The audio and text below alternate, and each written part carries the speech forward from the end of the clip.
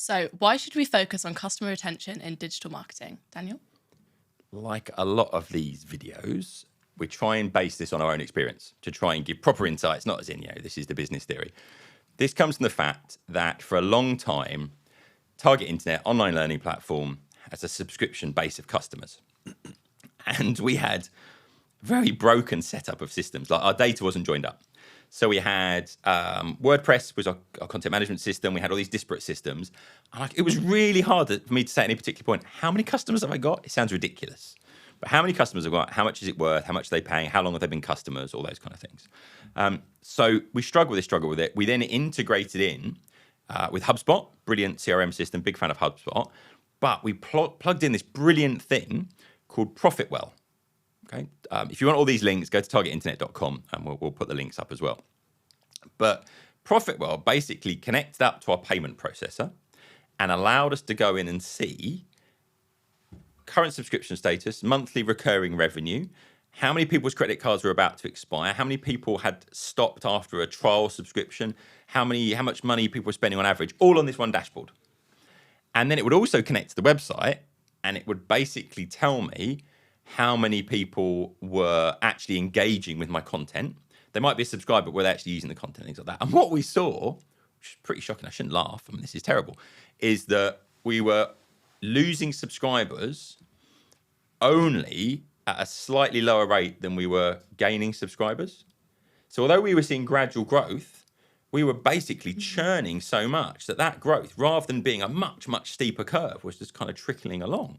So that was a big problem. So by focusing on customer retention, are we then wasting our marketing budget? No, the thing is, we're wasting marketing budget by not doing it, right? Because what's happening is that you're spending money in order to get new customers all the time. There's a big spend on bringing new customers in. And you always hear this thing, it's much cheaper to keep a customer than it is to bring a customer in. Well, that's generally true.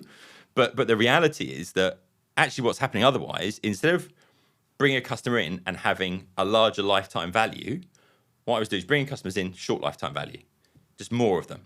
Whereas actually, if you think about it, bring more in at a higher value, I'd get much more value for my marketing budget, and I'd actually be building brand as well because people would love the product even more. Every business seems to have this as well. Like there's e-commerce clients I have who work in a similar way, and actually just looking at the analytics and looking at year-on-year, month-on-month comparisons, everything looks great. Yeah. Like, we're killing it. But then you realise, gosh, the cost of acquiring each new customer is huge. You know, one of my clients has like a £12 product. They sell loads of them. But in some cases, at certain points a year, it could cost them £8 to £10 to acquire a new customer. Yeah, right. So it looks like we're growing, but actually marketing costs are kind of ramping up. And they use Shopify.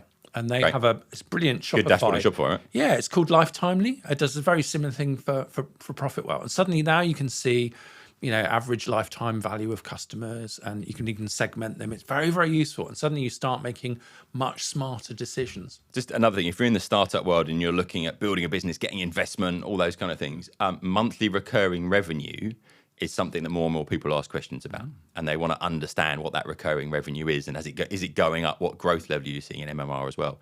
So it's a really important metric from that point of view. So does that mean that marketing shouldn't always be the focus? Yes, which is an odd thing for a digital marketer to say. Okay, the reality is that you can really easily focus on this effort of more traffic, more customers. Look at how great we are, but there's two things you really should be focusing on: product and relationship, kind of brand. Okay, if you create a phenomenal product, it will market itself to some extent, in that people go, I love this was really good, this was useful, I found this engaging, whatever it might be. And then actually that helps build the brand and trust around that as well. It's much more trustworthy to hear something from a customer than it is from us. So actually, incredible product is really good marketing in its own right. And actually, think about Apple. Right? So think about the fact they built these amazing products, but they're also beautiful. They're beautifully packaged. They know the product is the marketing at some extent, or very much early on. That was one of their kind of approaches to it. And there's other brands that do this when you'll buy something and it's a beautiful color and it's in beautiful packaging and all these kind of things as well. So I think that if you focus on product, don't just build it and believe they'll come. Not just product as well, like customer service. Well, customer service is the piece. Part of that. Right. So let me give you a simple example of what I just spoke about. in Profitwell, it'll tell me those people whose credit cards are about to expire. And it was like a good 20% of customers that were just lapsing because their credit card was expiring. They probably weren't noticed. Oh, my subscription ran out, whatever. We started calling them and just saying, just wanted to let you know, we ping them an email first, then we call and saying, we'd love to see you're using our service. Your credit card's about to run out. Could we replace it on the system for you? Or you can go to this form and you can replace it. 80% of those people resubscribed. So suddenly, huge level of growth. Okay. Then contacting the people that are existing customers and saying, are you happy?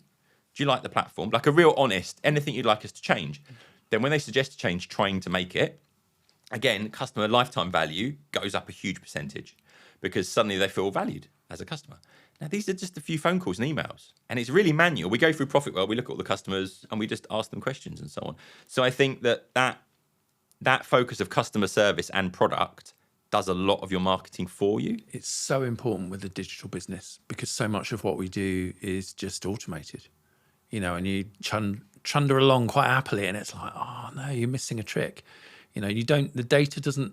You haven't got all of the data, and it has big holes in it, and it can let you down. And suddenly you can go from I thought we were doing really well to like we're struggling to make cash flow this month, and all these things can like kick in because all of these things are accumulative. If every month you're losing 20%, like that's what we realised. And so let's just spend more money. No. Let's just stop a second, be a bit more sensible about this and do more with the people we've already got. But you do need the right data to be able to do that. Yeah, so there's a little bit of investment up front to get that data. And then suddenly you're in a situation where you can start to address the issues, see what they are, and do something about them.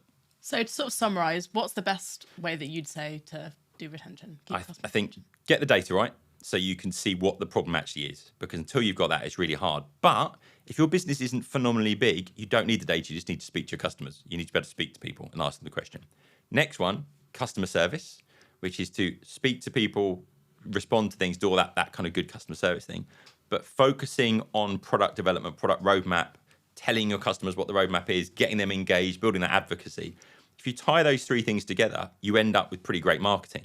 You can feed the marketing off the back of that as well.